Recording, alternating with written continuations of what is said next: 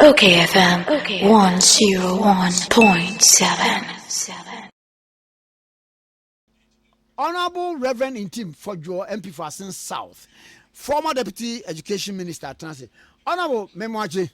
Offer many aje pass met me about studio how de bia na phone so na me da se pa met me abaha Me da se pa na monwum no so na emu ode na we say kwa practice no na baso eze kwa practice no baso now so far 9th parliament at say na me adom 9th parliament koyi. We started on a very good note.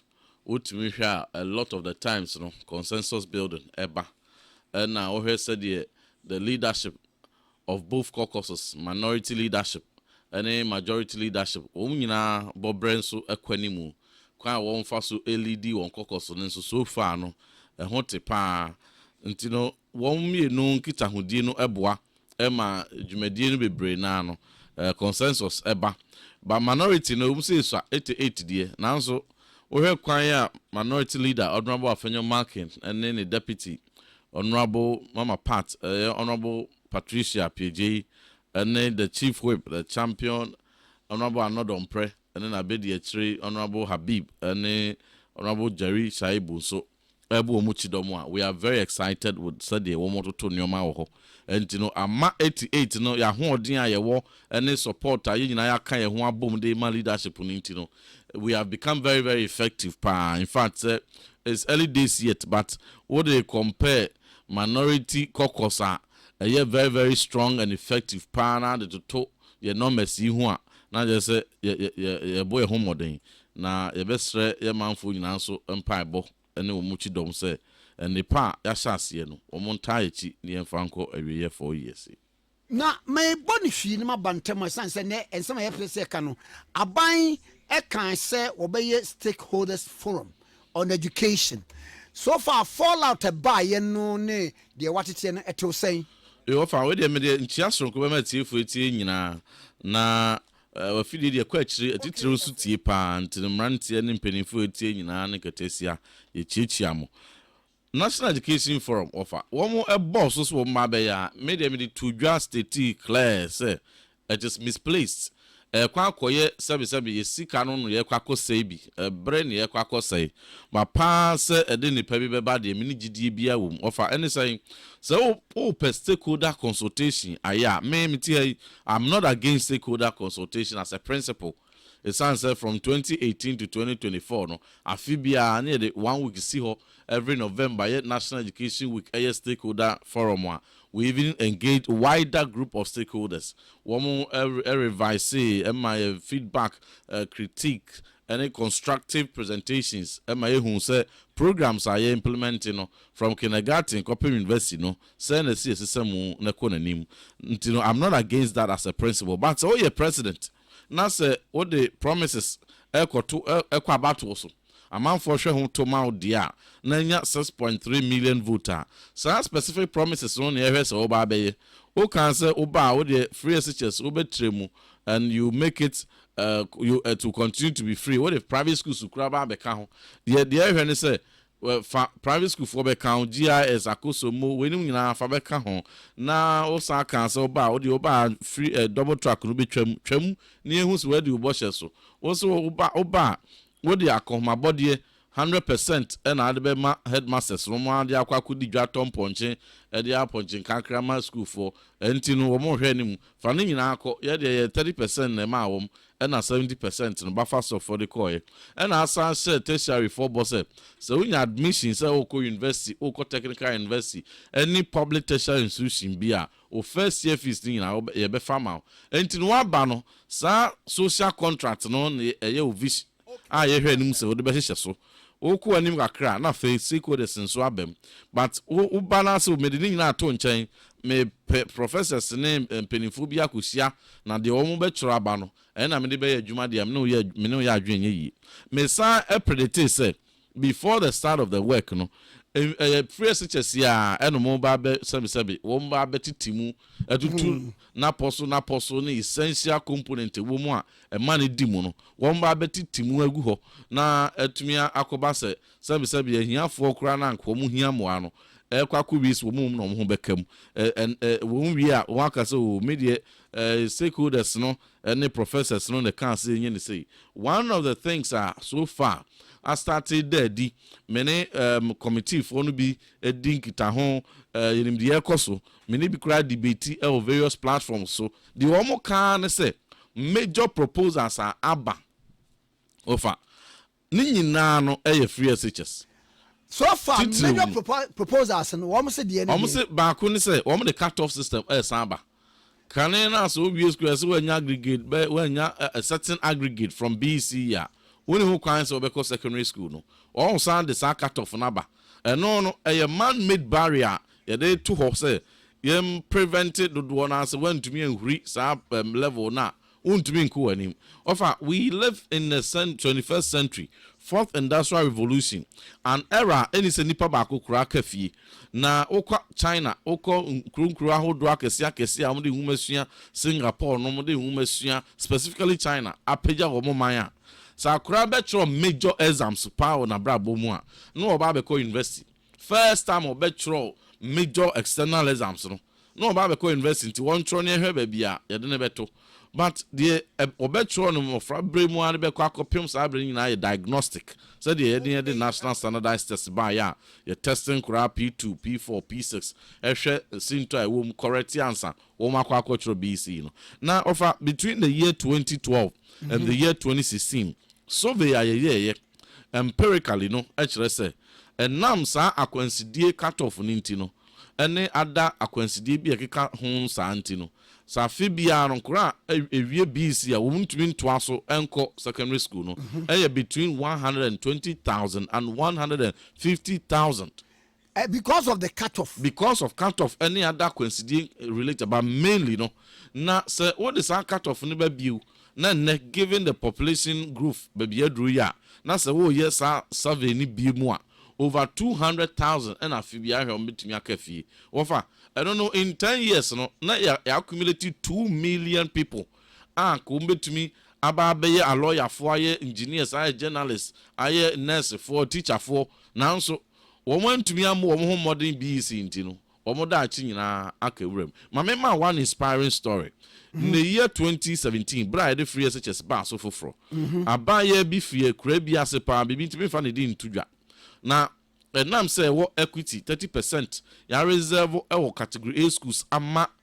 nkwara sabe wo mu free public schools ni nkurunkitu amunti no onya opportunity echo a girls ni grade onya na so pa over 44 or so and to do one na headmistress or at the time madam for Mrs. Fordjour e ka kitu abi nko onya mpene because aha no nya sa grade no yefa but free SHS do aba ye beje every girls one of the inspiring stories and any omoka fast forward 3 years omuwie ye omochro wasi no echo speech and prize giving day sa baya na ni grade kakraka pa okoya na nko mpaje no ono eno nya otop all the subjects or sweep the prizes in all the subjects. Wow. From aggregate over 40 something no the best student of the school so any pay sankani simpenso any the one person mundi bay and she say na wa kwan mu a kebeka so debi wa bon eno ye fe no you don't worry we will meet you at SHS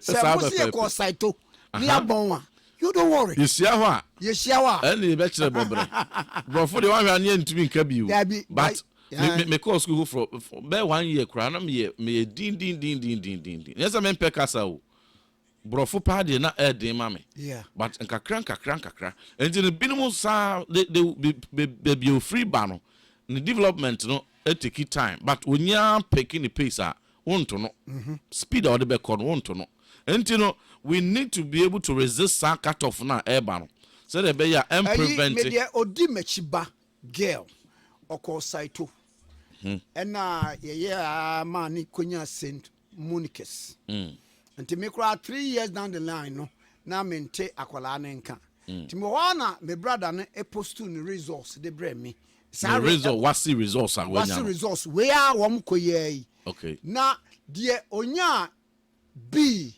onya B ba ko pede aka nyina A1 Saito girl no. Now ena me say ene wo mo nyiska na wo ma bie portal no. Nti on de on to ba ko pe. Okọ portal no so a enter no. The next 7 minutes na KNUST for afan. This administration. The next 7 minutes. What a fantastic performance. So, offer when no inspirational stories. The next 7 minutes. 7 minutes. There's a 10 minutes gram. Adianche so. No, I'm friends say da, mba cho ma fa no nti wo mo say, ai, nti wo mo kwa ka che se yenko hostel ho na. Sa abaye, o china bi no ba be Bank of Ghana governor. So, enti no sebre na ye boam na si. But wo mo so hwe ne say, SHS fiscal burden abeto aban so. No kre, anu nti no mo pe kwan bi a mo betete numbers ne so. And so what the cut off ne ba. Na se numbers ne so to eti dia. And say sika re ba akohwe no. So bete. Enti no de omo kan nyina no offer. And I'm telling you challenges are you face free SHS nyina no. Largely financial.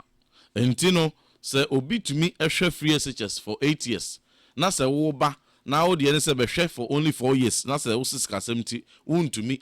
Na wo pe kwan bi a betumi dia fa so ate numbers ne so.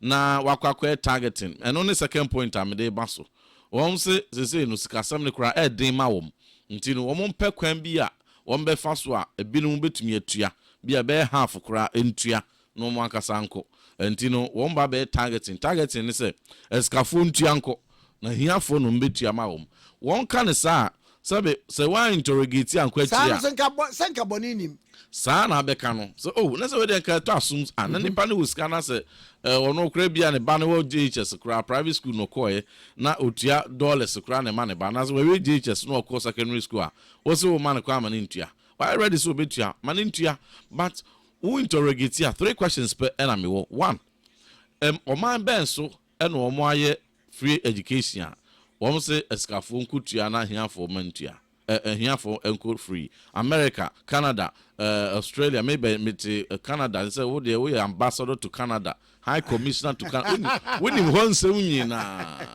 and you know, uko Canada, billionaires or hopa, millionaires. Yes, omudi. Yes, omaya omudi. Oh, namyesra wom. And omodia ho wonsu tum. Na se uko, na se we billionaire kra, we millionaire. What's that so simple? So public school and about call best work call there free. Yes. Sure. So public school no call there free for everybody, and that is how a mama hodwa be 40 years, 50 years, 60 years. One far free education, you know. That is the principle we use here. Now the second point is say, man penny mahama. Never ba pese eskafo makutie. Wo papa no ska so na a minister. Yeah. And so then I call Mahama no ska. Tamale akunya a free education. Sambre now papa or the for and so no nya free education te do wo de so de a wo na ba be chem but in any case say wo so ba be cheska fom afri ahia fom a offer mean testing criteria ben na de ba be separate ahia fo afri ska fom sabe nipa no tire wa bo ana say ne coat bi a wa hye no kuntan ana ne car bi a odam ana say adwuma oye because Ghana hay nipa kakra bi no mu ye adwuma a wo mu de no e fa bank private sector for the public sector there won't pay for bank no and I bet me data they determine the accurate income levels of households but bebre na me ofa na no organizer na say mechanic no ukona ko miemia o time wi a enye POS machine na de aneka enye bank na de koto enti how will you determine the actual income level enti begas wo no ehia ni me se wa na no ton tools ani jeni e wa pampem e okotokra ba na se kejetia na makola na se abobrushi no wo beka se wo bakra wa ntwe pons na taya o hye ba ye no enye de sikani nti wono de bi o ehiani wo be he no na obi a no address shepe ti adwuma kasie bi mu a ono ne pay oni tin na me wo fa ya na me si wa ya ono ye vulcanizer ana mechanic ne dan na se nipa na ndisi ni se onu ye sikani nti won kotua no a case in point dear oton wachi watching or ton sad at the end that the sign of the besuano or to be ton 4. Yes. Say, we got a turn up rate now. There be a care fun in some. Be about 4,000 Ghana cedis a day. Na calculate a month. Calculating month for 4 times 3. 120,000. And yes, it was it free more one in first way saying. Walk on to back so. I also on into money ba. Na ni daily sales ne crown as no be a ketua bosume baako a also no is caninti no. Nipa mi ensa to a watch a nipa mi ensa to a watch no a no mo kwa 100 cedis. Baako beto 30, baako beto 20. Baako beto 25. We Ofa entino na even post won to me the right criteria crowd the separatists ka fofre hia fo mu a. Adena yan hwe say school akwara ni free ba no ofri Ghana International School ni wo ba ha. Enti anu de definitely obetimi atua no say enye yi. Ni nyina no criteria wo mo ede ba na se etuma wo mo say wo mo emfa various scenarios umra because of the very informal GS ne kra no na dofo bi na aba adopt no and answer wafa entino given the very informal nature of the economy no okase wo ba be separatists ka fo afri ahia fo mu a the only credible and accurate criteria a leap the defa leap no they fast so they share how many just a few people small percentage any indigenous health insurance indigenous and no per any statistically accurate criteria obetumi dia separated by income no that China say assuming post will eventually won room tipempema to mean accurate separation krana esikafo na wo taxes and ye dey ebo minor kohma ye dey bi ka oil revenue ho dey hwe free SHS no wo so no apotoma na afi no o dey bomu ayechi ono na ne taxes watua me dey hwe free SHS no dey ono dey enjoy bi enye wo kan asemo na dey on tua no ono yensa nkotua ma sa pepepe ba na nyina nkan fia no misia wo mo so me Oscar jam na me nkotua I have money I want to pay for my child so no problem obi am preventive but for kwame oni ana o yesikani entino yenya no nkotua ma ne ba no bizanse se computer no de ne ba ekoto school a me Ntim Fordjour me call ya obema ne ba nako no nya pepa kotua na Asima so secondary school my proud old school onko enye category B enye category A obeko enti na je se utie de NC for ekeka ene de ompeni for keka ne de forum for keka na forum na wo mo no hie ni bia ni ho eska for nko a na mamo de ma hwe school bi menim ewo ridge ho no Accra High School amwa Accra High na omupon na wo mo ba enkwara eba no nyina no enkwara wo mo nima wo North Connection kwa no nyina obi amfaka wo nante en wo mo doso eti migwe ya na say so intentionally wo mo shede choose school no said ye be ya okodey kura no a obetimi anamte from tite awofo no ekuta bia be 20 cities se ofa nkoto aduanim ani dia de aka ne de eye ena ho no so no historically no location e boapa entino Adabraka Asalam down at the far Roman Ridge Nima Kanda Mamubi honi nyina utmi enante conveniently at the koho as they say Aquinas it's Aquinas entino schools bi sa no ene the President Mahama ye ne mame mona baso pa kwabenya community day school baby sino ye kama pa entino bibi sa ne de enkura ne nante ya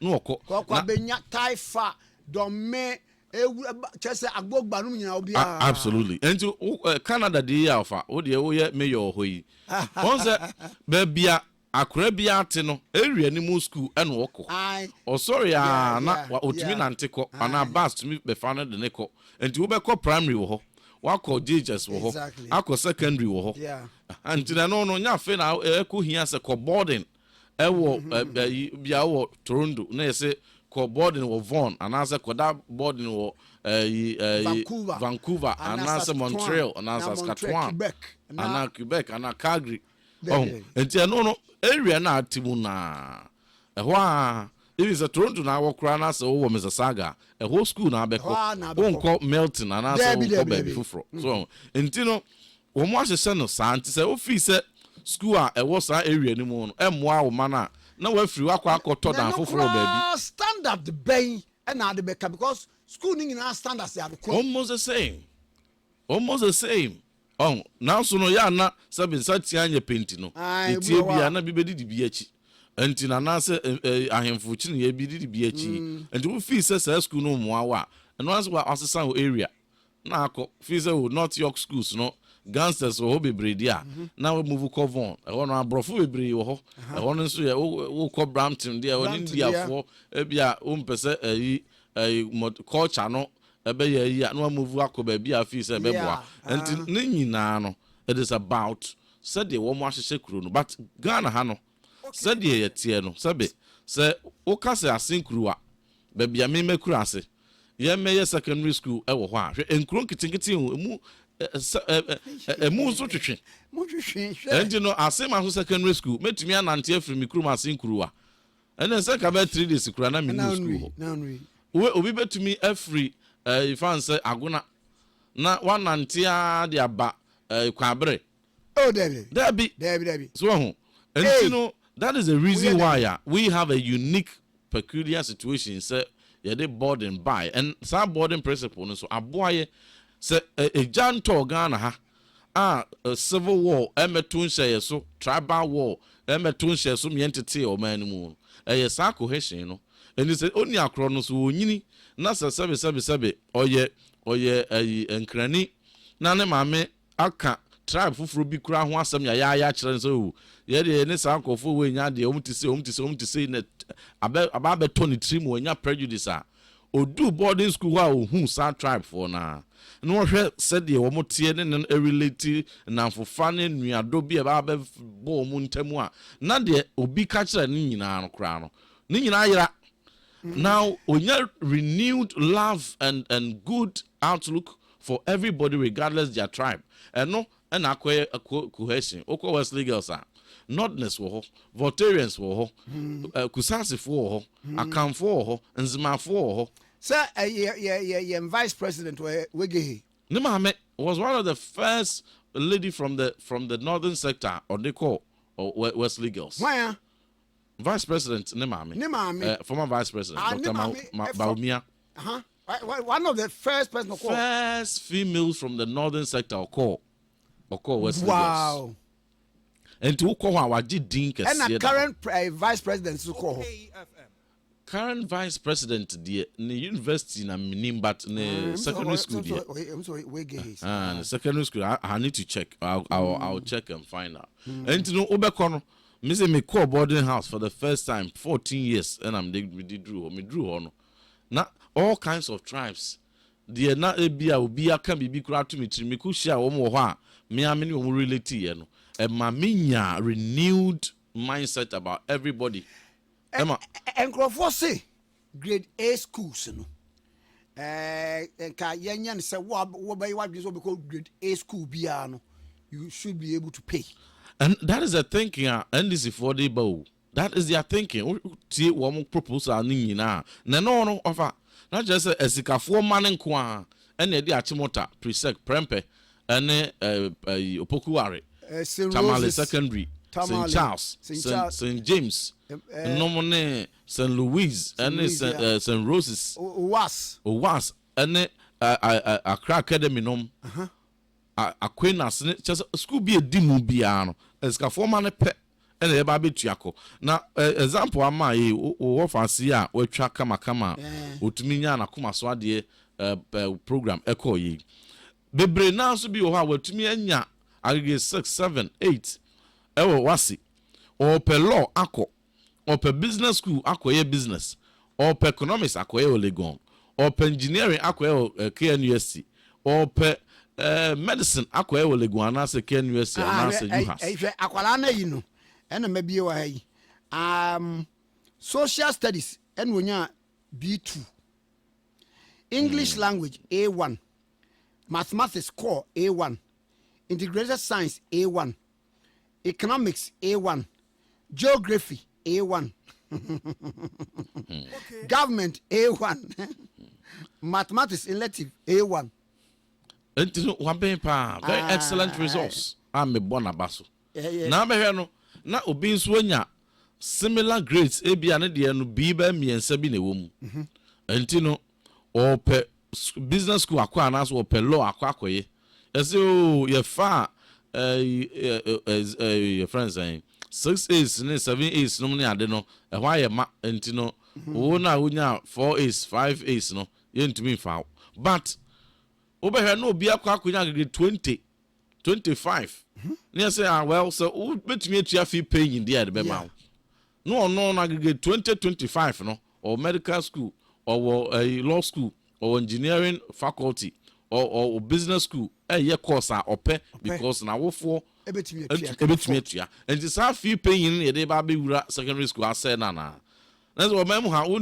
sebe wo se ne ni sika te Ntim Fordjour dia and school papa dey school papa dia onya bi da me wo se school na kasa no school na kasa na kro me ko me ma me no nte ase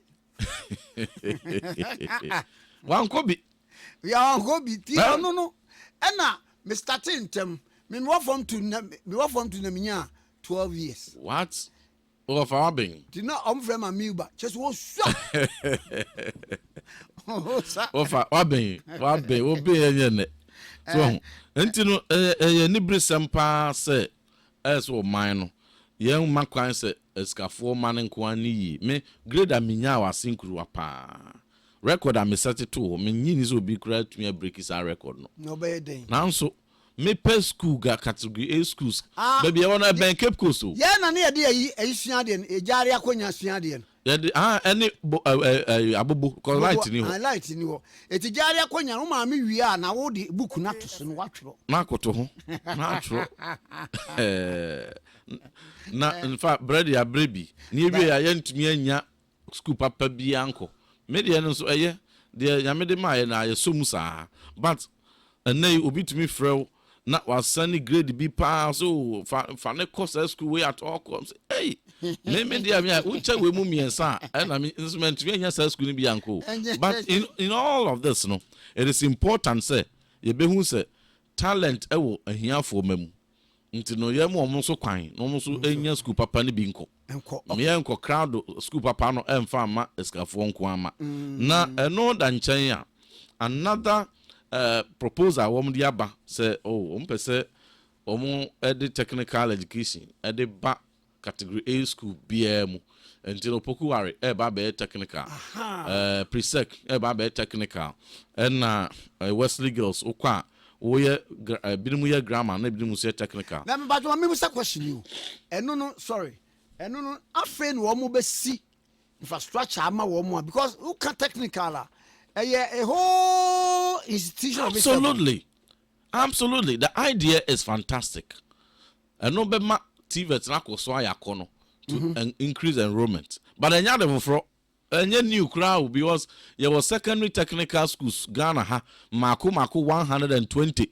And in ye we ni first time a secondary school be ba technical. GSTS Takrade, they are one of the best secondary technical schools we have in Ghana. 1 year tech enya ne and fancy pim school and crowd ba technical be anymore and fancy pim technical school wow fancy pim is tech na akwohwe wo technical block pa wo wo ho ba wo mun kan da and fancy pim technicians and engineers wo mo raise wo krum ha they have a whole block technical block workshops obwas tech and now Kumasi armed forces tech me first born so whom tech yeah we have fantastic sectors 120 of them. And in your faith, no baby sectec, krum ha. But point no abosso no. Question me be so woman we be sa woman say.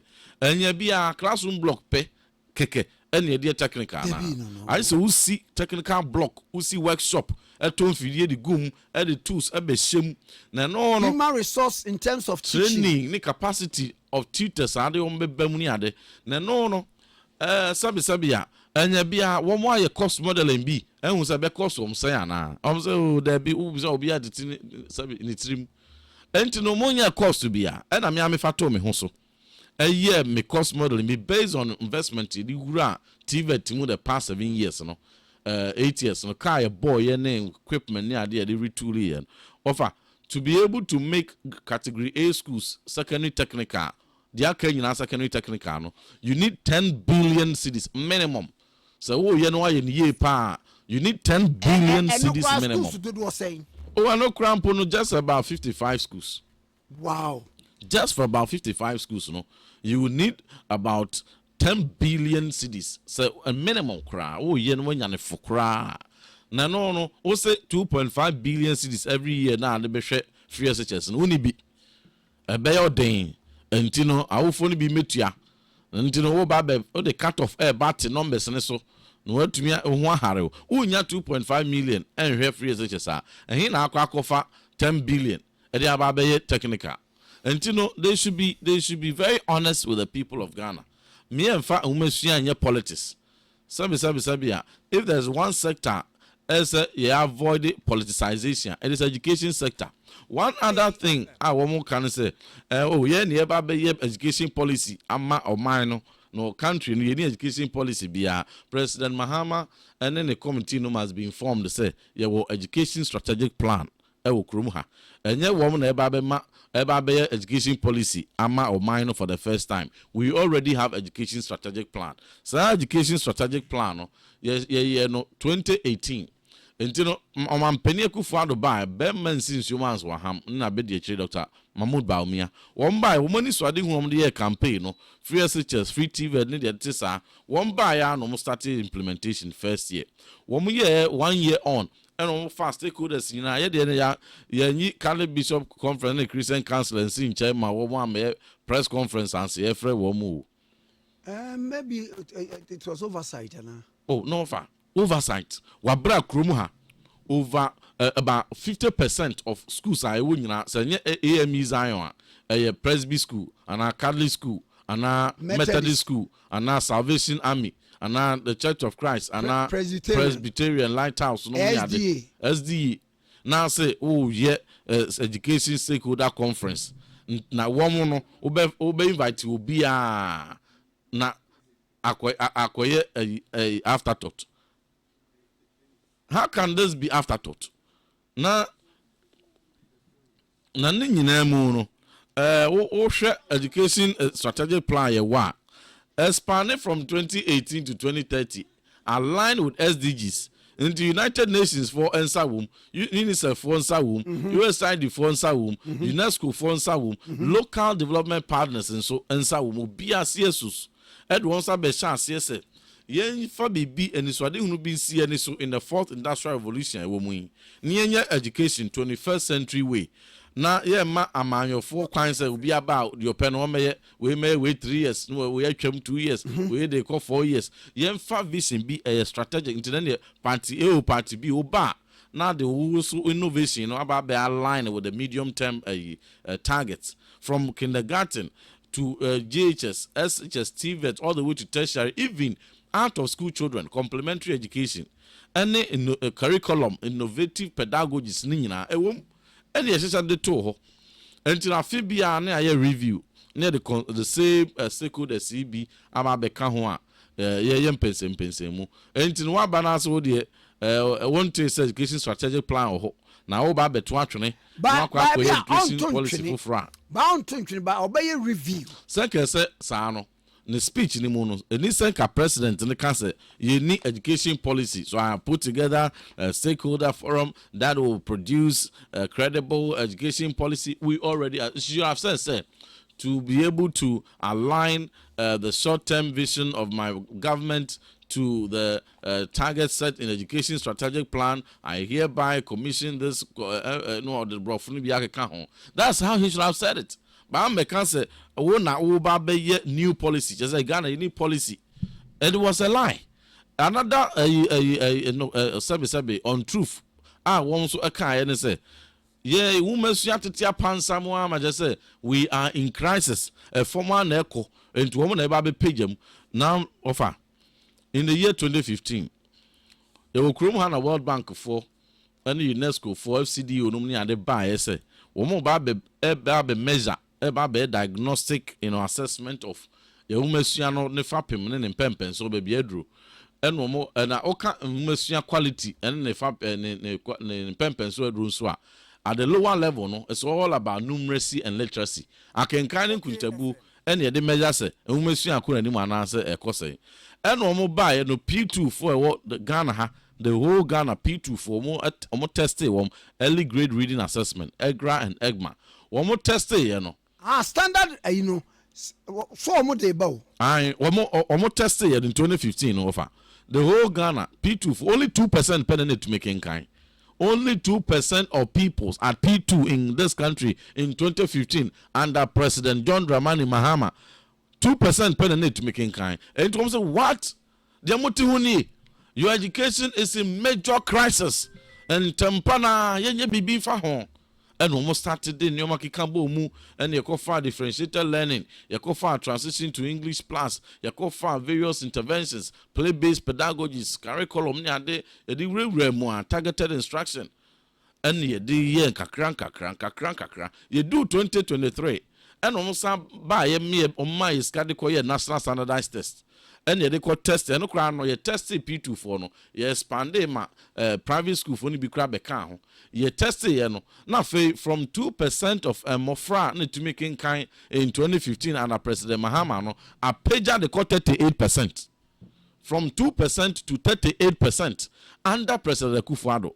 And you know why pencil na umasua atetia pansam why pencil na education e crisis mu again over secondary education so ye ni ababema aye bebre de ene umasua ne quality na be form but in the year 2015 ana President Mahama president no mofra ye de wo ko city wasi only 42% pen to me pass English only 42 na offer so when to me am pass English and maths so I forget it to me go university until every year be anywhere under President Mahama all the 4 core subjects English, math, science and social studies 50% of the candidates to me pass A1 to C6 but for the first time Ekufuado free SHS graduates 2020 and we break his record now a free ho anymore an echo. So comparing 42% of students passing English under President Mahama in 2015, what they compare Ekufuado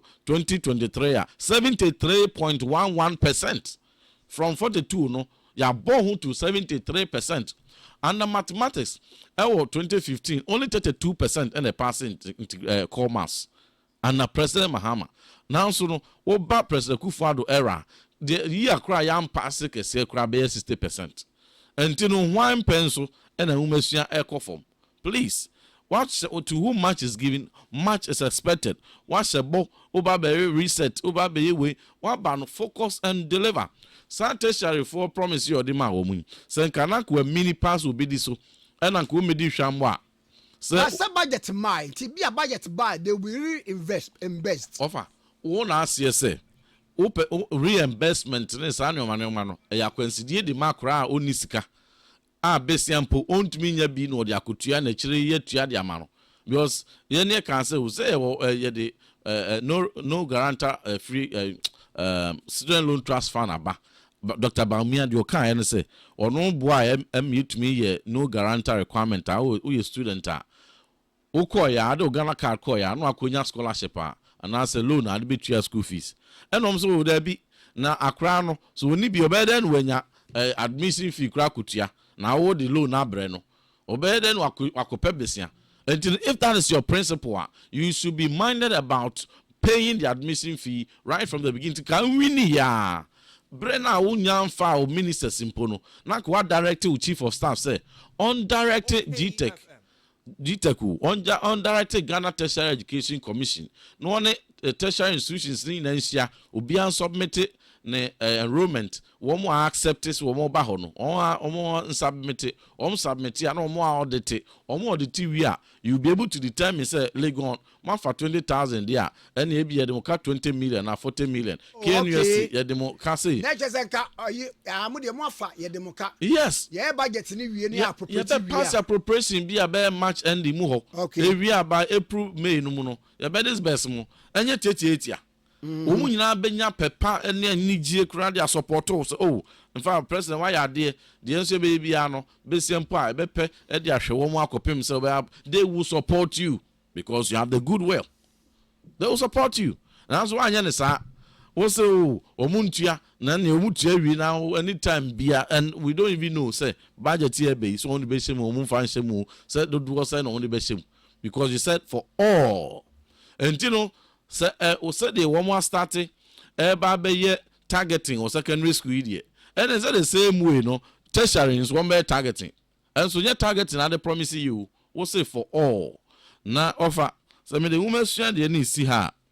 The ade baako a etwa me yemu pa workers, public sector workers are ya no fo baye omo enni yiye na 23,000 wo na asie wo ba be create 24-hour economy create jobs wo ba no create one job kranka ho and so the obeto ye no unfairly no what terminated 23,000 people and over NERP, SM Bank, oko MPRA, oko NCA, oko GRA, obi a why adwuma bi 4 years kran what terminate no. Ah sabi onye see you. About trace almost trace history now. How they were engaged, you know, was wrong. Obi a director at NCA. The qualification, a technical qualification, in technology, ICT, cybercrime, cyber security, undoubtedly. Wako interview, screening. I'm George Fabra. Now, I'm sure we see realignment as to where you fit. That being a ministers, started by HR directors. Please, we should get serious as a country. A whole minister now ya power say policy matters. But almost himself they did not resist. No, but sabi who banners president nankasa I'm a directive through the chief of staff say yen saki obia. Sabi you are demonstrating to Ghanaians say you don't have any idea to create a single job and you say one pamon the honor and free wa we never be found call for uncle.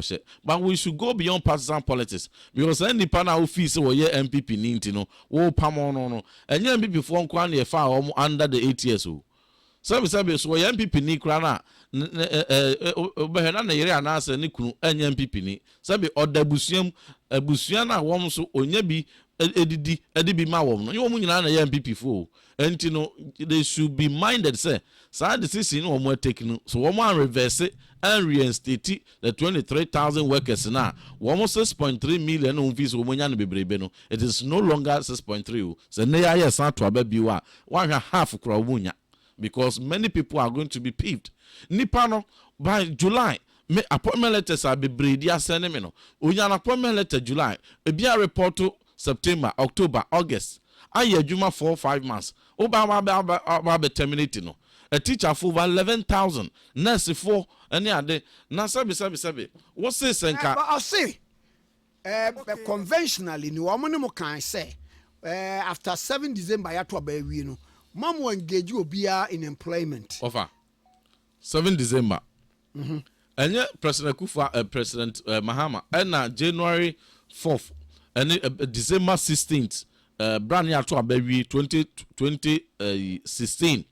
Okwa appoint the Mlevoni other 3 appointment. Ghana for authority and no akasa be treaty say or that's your president or tinedwaso ya to baby krana ye mpamono or be hand over January 7. Until then, be bien sini kwan e wo mremu so be fobi.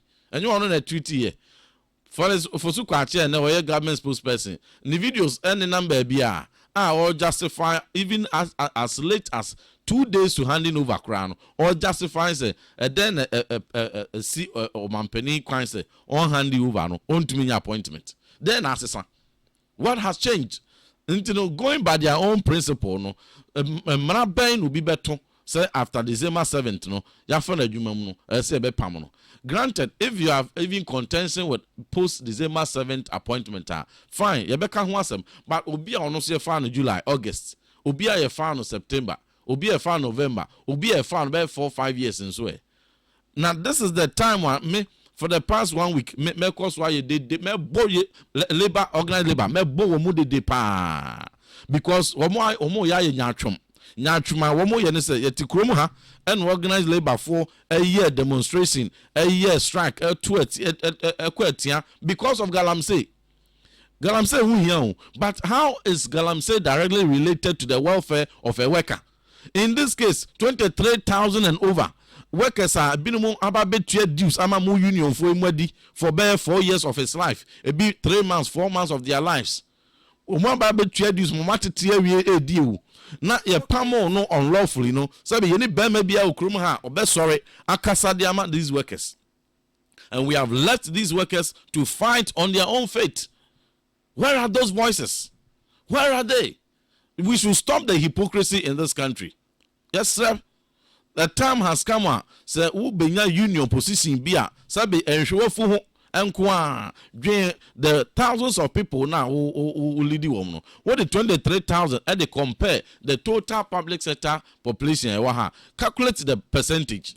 Me ni hu agro kra na ye jane trasa so mo kwatina fi teacher ni ye fa no ekuro na de ne kwatena nye ho no fi wakwa akọ bobesia akọ high dine for akutua 2 years advance 2 years advance wa ba be pam no ehin fa no akọ akọ sika kra de akutua na enye nsin sa ba be ka se kwatena fie na ekire ye nya sika wasare aye reapplication dan se obaye adwuma no wontimi tuaka na economy ya was it not the same economy and the far warm and the same economy no afa warm a wo no say wo ba be create more jobs so 23,000 per na abeto ye no untumi nye sika ntua na 100,000 jobs and abetumi create atua na no say granted say even in his entire 4 years no 100,000 jobs and obetumi create a sika no okwakofa wo hin no de atua. And so please nipa no nurse ni a ya fa no akura na se de ne to ye no ka akura anko ho wakwa akobọ besia yakoto moto a wo anim so nka afebe 1 year ye be de tene kakra e de atua wa ma be pam no me yi Ghana Registered Nursing Midwifery Association a wo mo mpanimfo sorry waka to tesikoko de kire minister na ama minister na sete apa union for be letter bi a TUC for de buy it is laughable. Oh, why? It is laughable. Kind letter no. Where in that letter does it bite?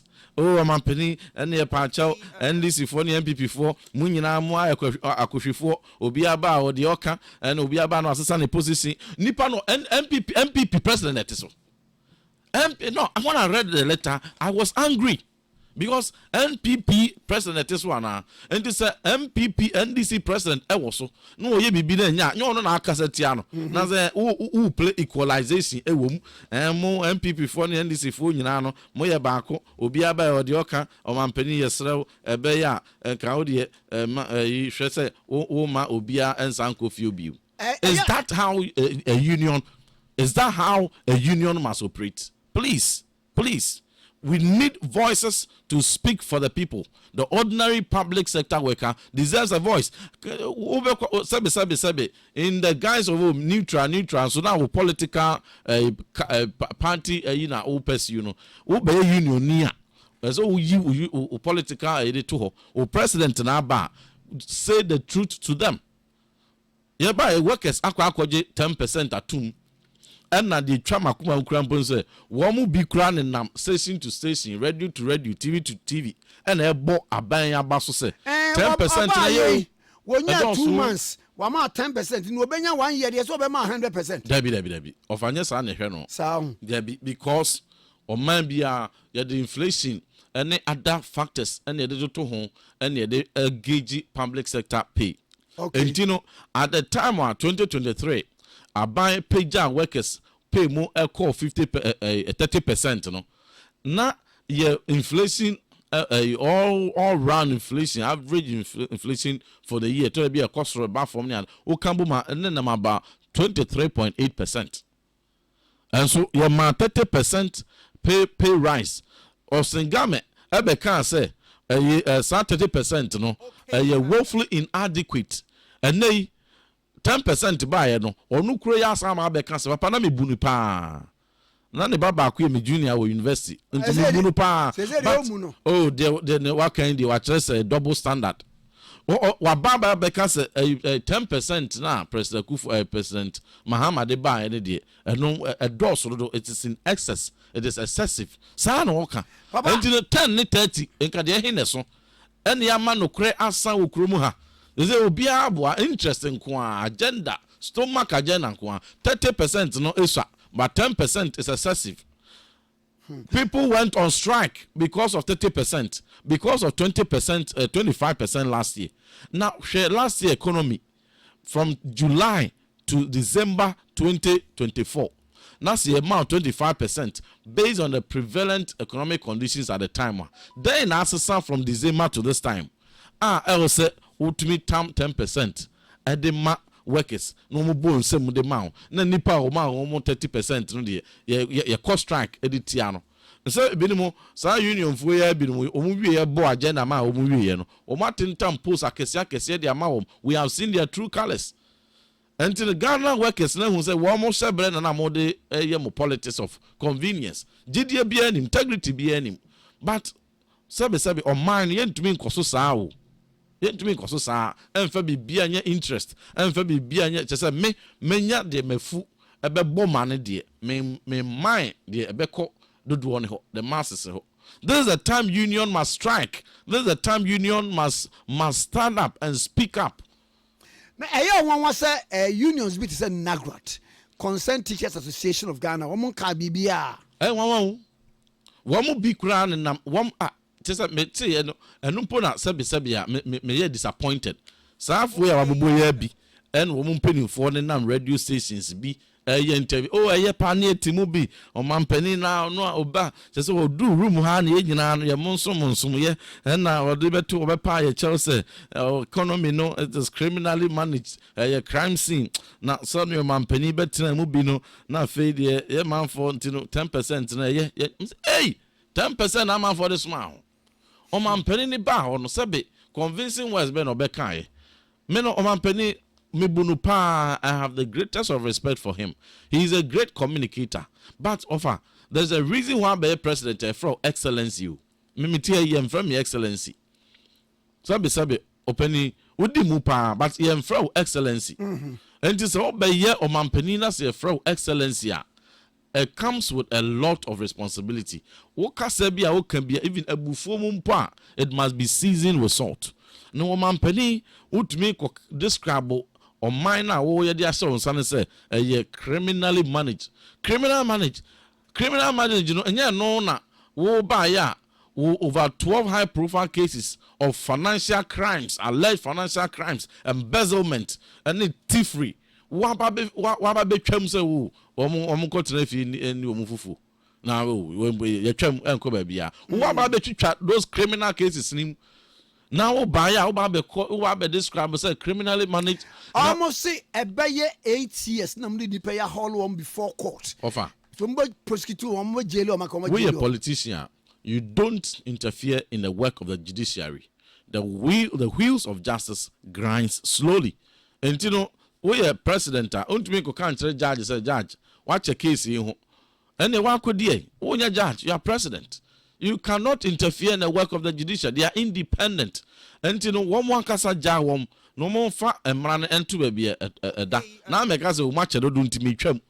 Emra be na wo krum wa chese say case edru court na say bro 8 years a ye ntwam. When the number of cases are court, be credit 30 years, be the 40 years, be the 20 years.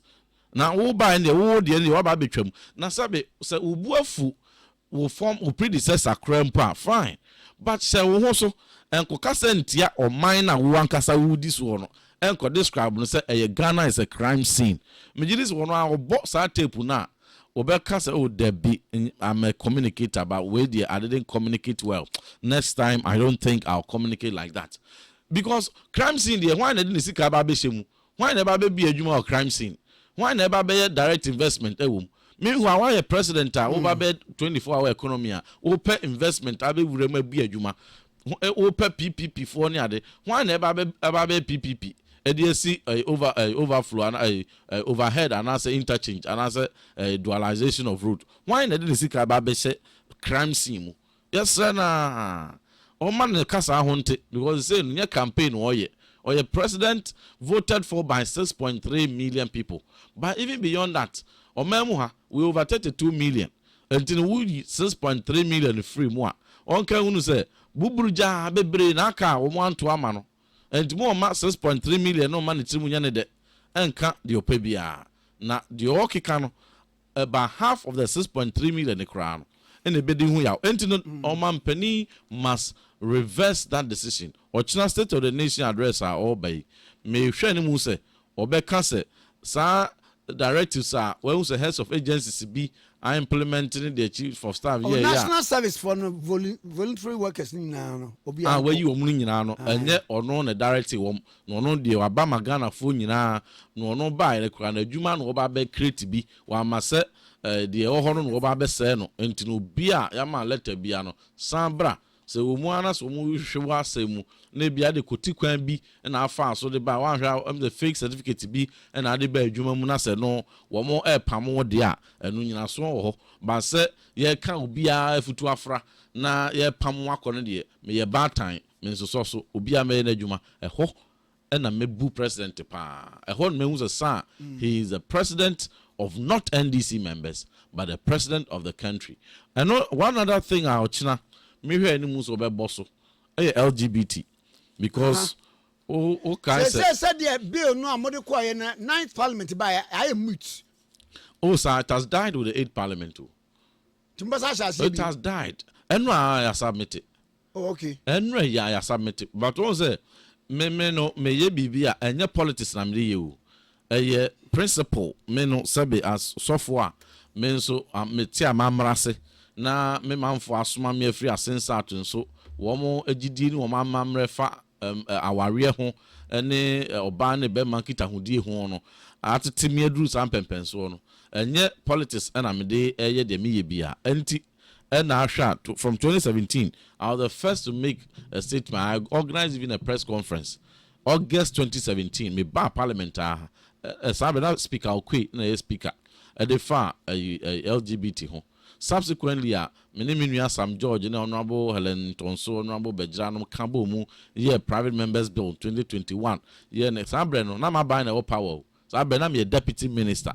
Now, so because of my principles, my binder was to win a man for pay. We and a society in a beboy. Into Jinamu, a manim, a sign, a BBR. Fofia and Twata, it died with the 8th parliament. But in the year 2021, a brand CDD4. A year Afro Barometer survey, Krum ha, a day jinko for Adrian Chredia fa sa bill nehono. The only bet to Jana say 93% of the population say, woman the almost so obane or bar warrior in Pemwa good ye home, woman so bear money bear ma in Pemwa good ye home, almost also cry. 93% say, sa bill na yasan jaba parliament in the same form, no. Would do we a president not do agrobe deal. We a political party not do agrobe deal 93%. Now only 7% pay and almost and shut down for and you know so I say and why a president Ntino so about be turn away from some bill now or no a brand new position or the year campaign say oh so no na president can temper Anka ko be sign ke passiri ya no assign sabre no na wo de copy akoma no na kan mu nsem nyina awie no kan mu nsem nyina awie no enu si gina say oh ofo aso Assemblies of God ni ono na president anko be sign enti no e free sabre no be pim na so e bosumi nsiampo mai ene ye did the same thing na menua Sam George ene Honorable Helen Tonso Honorable Bejra Honorable now Dolesowa Honorable Hassan Tampuli, Honorable Abdul Kabiru, Mahamatia, and Honorable Eko Vincent Asifua, Honorable Mie, Honorable Mumuni, and Bebrea, one person almost signs, so you biana paper no is you biana and the signature beko suntino. Diaka in our tayachi. Yasan de co and raya, ye sure any muse.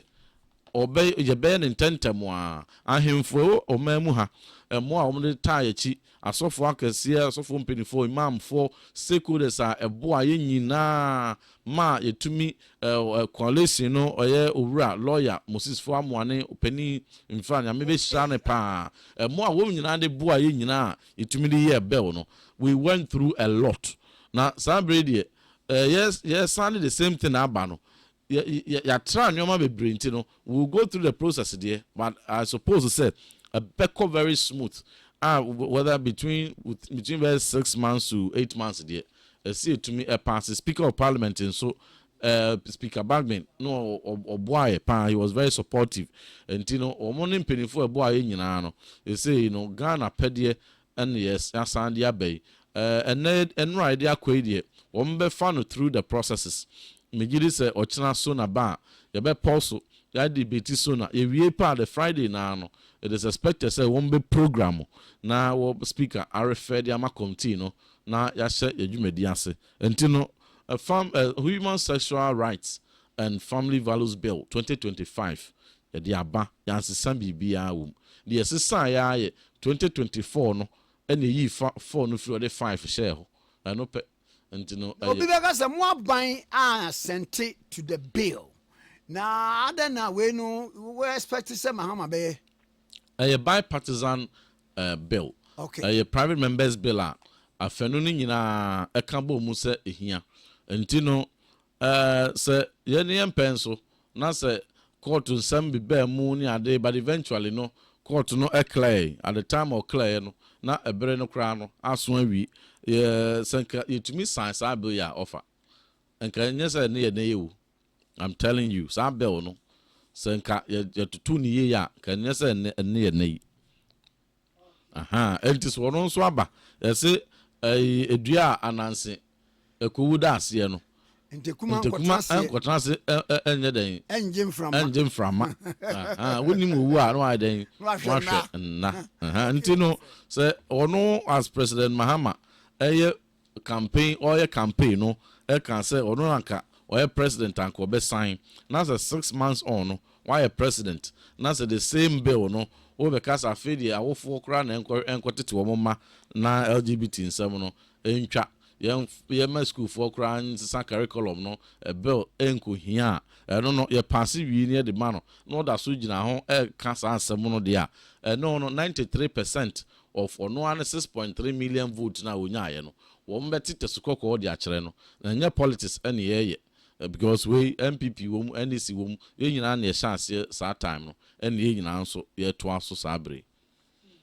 but ne kra no fa onza me ne asofo mpenifo dinkita ho pa na ade ba ko a ama asofo na disappointed pa omampani Mahama Council of State appointment wo ye ya one fast sofo ba kokura when bu sofo ba kokura bi appoint na nkotra sofo ba kokura 11 we election is no elected ones one but 11 appointment na so no akasa appoint no sofo ba kokura ni a BC that 25 years in history or no penny president or bar on sofu bia enfane to that make us me patch so mu asofu on fa wo to Council of State so because sabi say wo bunipa na ene aden wo no chiri say oba betu fo se nipa no etumi yira ni ya to aba bebre o me ye nto aba bia ma me hu asofo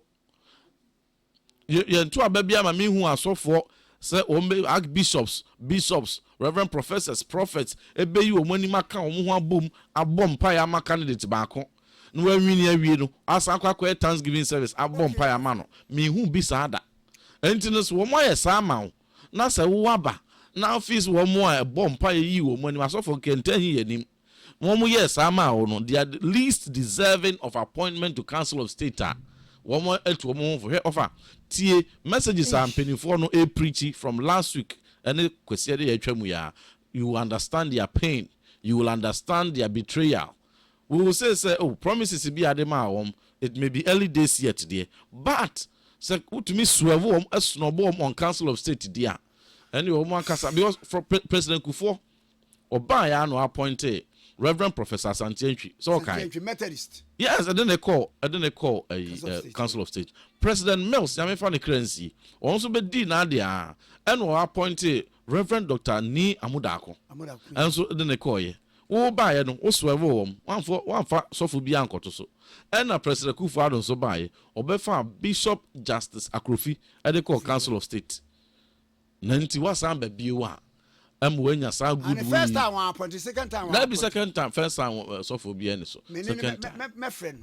And you know, in fact, as of one the yawu now wait, you more can say senka. Omo ko boa Dr. Baumia na ko be president enke wanhwa mienu mpo na nko mbekọ so ke bia ka orthodox fo mfa makomra na nka pentecostal na charismatics so enfa makomra metumani a mehu apostle professor onyina mehu reverend professor Frempo manso nom penifo pa your apostles bebre okay yebe mo ebia ambassadorial post Papa mama no was so from me that's I mean slapa ba so for no de omo di ya but o mas na me nipa edi ya wo a enye nshira mate papa ye ne twetwe nkomo Reverend Honorable Ntim Fordjour, former Deputy Minister for Education, MP for Asen South. And I train come on. Come on, so I bekoso na ya didia. And I yan say yanke penenso was Sani Bremu and na wabak ufriaswa or Parliament. Na kwaye me sorry na. OKFM 101.7.